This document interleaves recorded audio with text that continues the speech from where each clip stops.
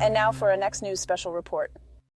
Buckle up, America. We are diving into a political firestorm that is about to change everything you thought you knew about the 2024 race. Former President Trump is pulling back the curtain on what he calls a palace coup against Biden.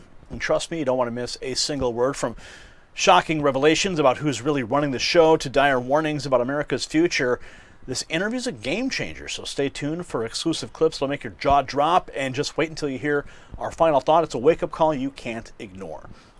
Now, folks, let's talk about protecting your future. Just as Trump is warning about threats to our nation, there is a silent threat to your finances. The weakening dollar. Gold has soared past $2,400 an ounce in 2024, not because it's getting pricier, but because our greenback is losing its punch. It's like trying to win an election with outdated tactics. You need a new strategy, and that is where Global Gold Investments comes in. They are America's conservative precious metals dealer, offering a financial lifeline in these uncertain times. Call that number on the screen, 888-700-4148 now. Mention Next News for VIP treatment. They'll even waive IRA fees for 5 years on qualified rollovers. Don't let your savings become a casualty of economic upheaval. Secure your financial future today. Call that number, 888-700-4148, or visit IRAGoldproof.com. Your financial fortress awaits.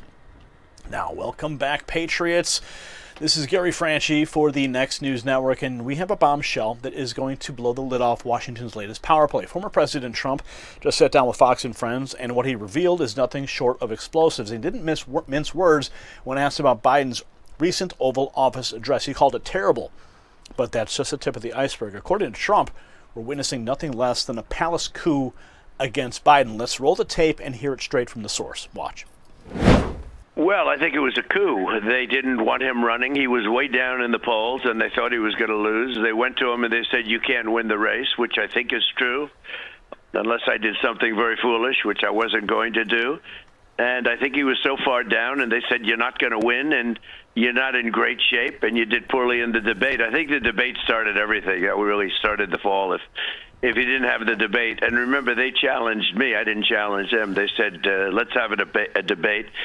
They gave me everything I didn't want, from Jake Tapper to everybody else in CNN, and I said, "I'll take it," because I was surprised that he was willing to debate. So we debated. It didn't turn out well, but it really began from the debate, and the ratings, his approval numbers went very bad, and I was beating him by a lot, and all of a sudden you could see what was happening. They were trying to do a coup, and I have it from very good information. I know a lot of people on the other side, too, that they went and they forced him out, between Pelosi and Obama and some others that you see on television. It was interesting. I'd watch them on television, and they act so nice. "Oh, yes, we love Joe. We love Joe." Behind the scenes, I know for a fact they were brutal. Well, I think.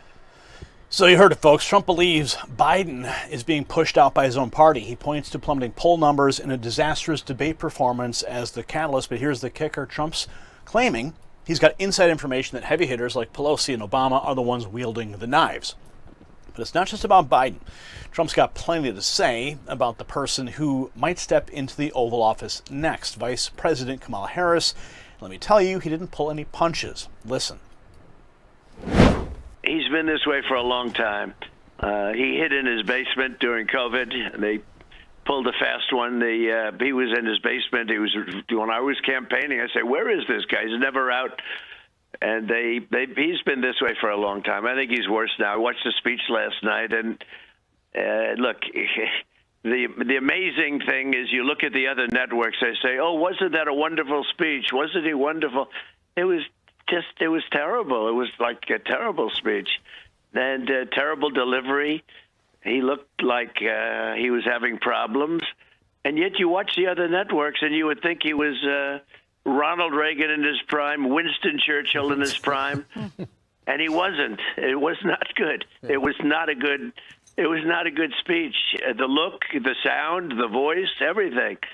And, it's so phony what's going on. I mean, the press is it's so fake. Anybody can see it was a problem. He's a problemed man. Should he stay? I guess that's up to him, and it's up to the people. And I don't think they should use the 25th Amendment. You have not long to go. You know, we have 4 months now, and then he's got another month and a half. But I will say this, the world is in a very dangerous place. I think if he goes, she then takes over, and she's worse than he is. I really believe she's a San Francisco radical. She's actually, I think, a much worse candidate than he is, and she's not doing very well in the polls, considering she's got a little birthday present. A birthday present.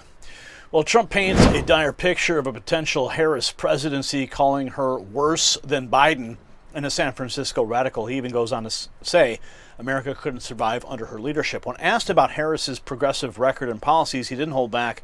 Here is his shocking response. Watch. No. And she also wants to defund the police, and she really wants to do it more than any other person. She's the most radical person probably that we've had in office, let alone the office of the presidency. She was a horrible campaigner when she ran. You know, she ran against Biden, and I thought he was terrible, but she was terrible. She was horrible. And she was the meanest person up there. You know, she was meaner to him than anybody else. She accused him of being a racist with the buses, if you remember.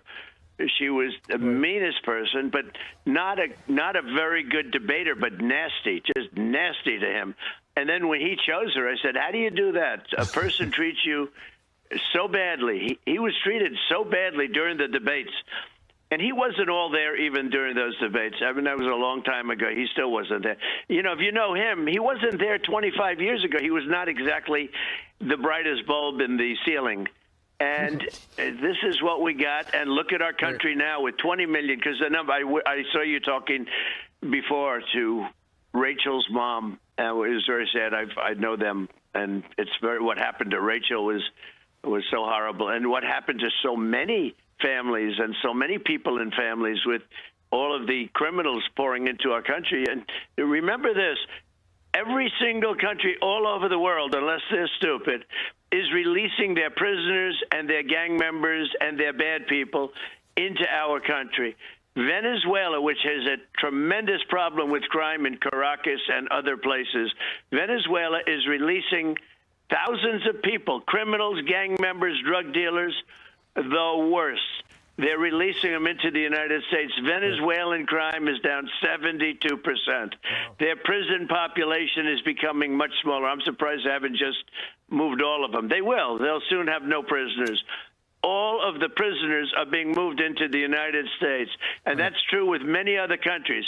It's true with countries all over. The Congo in Africa is releasing their prisoners into the United States. We are so stupid that we take them, and nothing good is going to happen. And we have terrorists coming in at a level that we've never seen, mostly from the Middle East. Terrorists are coming into our country at a level that we've never seen before. And this is so bad for our country. There is nothing good about it. This is so bad for our country. Trump's warnings about Harris are stark. He calls her the most radical person we've had in office and accuses her of wanting to defund the police. It's true, though. But that's not all. He goes on to paint a grim picture of our nation's security under her potential leadership.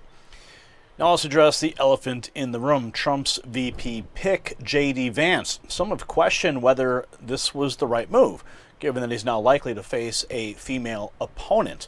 Here's what Trump had to say about that. Listen. He's fantastic. Yeah, no, it wouldn't have mattered.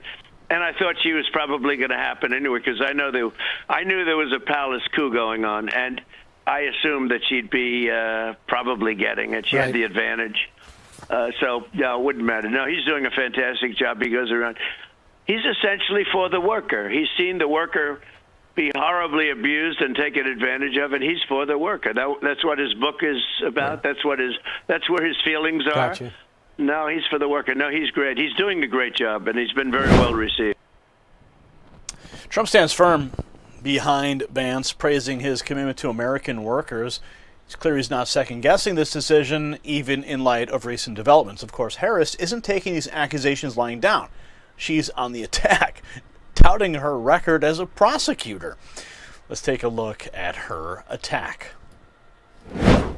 Before I was elected vice president, before I was elected United States Senator, I was elected Attorney General of the state of California, and I was a courtroom prosecutor before then. I took on perpetrators of all kinds.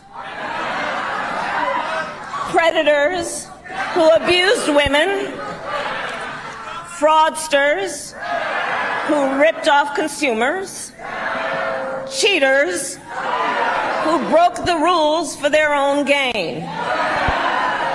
So hear me when I say, I know Donald Trump's type. And in this campaign, I promise you, I will proudly put my record against his any day of the week. What record?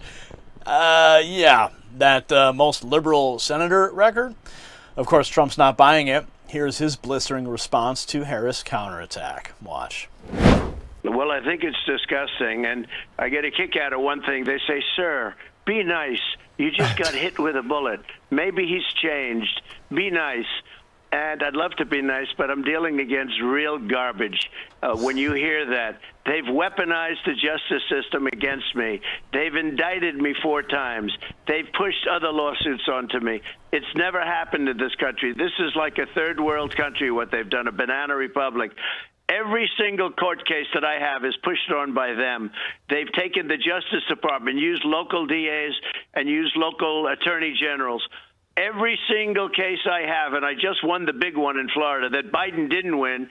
What happened to Biden is they called him incompetent. He can run for president, but he's incompetent to represent himself in court. But just so you know, they push all these cases on me. They're the ones that started.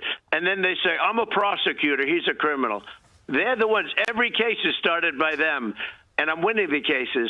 But every case, and the big one I just won in Florida was just thrown out by a brilliant judge, to be honest with you. It's disgraceful. It's disgraceful that they can do this. It's called weaponization, and it does happen in other countries.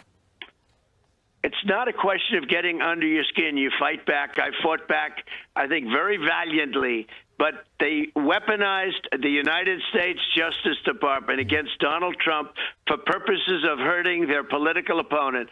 And so far, and I think long term, it's had a positive effect. My poll numbers are high. They're higher than they've ever been.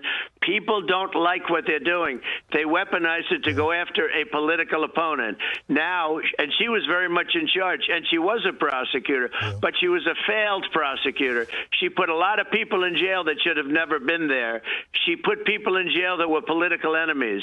She's bad news. She's a radical left, not very smart person. Mr. President, she failed her bar exam. She couldn't even pass her bar exam. It was brutal on her. She couldn't pass it. She thought she'd never be able to pass it. This is what we have as our next president. So Trump hits back hard, accusing Harris of weaponizing the justice system and putting political enemies in jail. He brings up her struggles with the bar exam, questioning her competence to lead. If you got value from this report, tap subscribe. It's time for my final thought.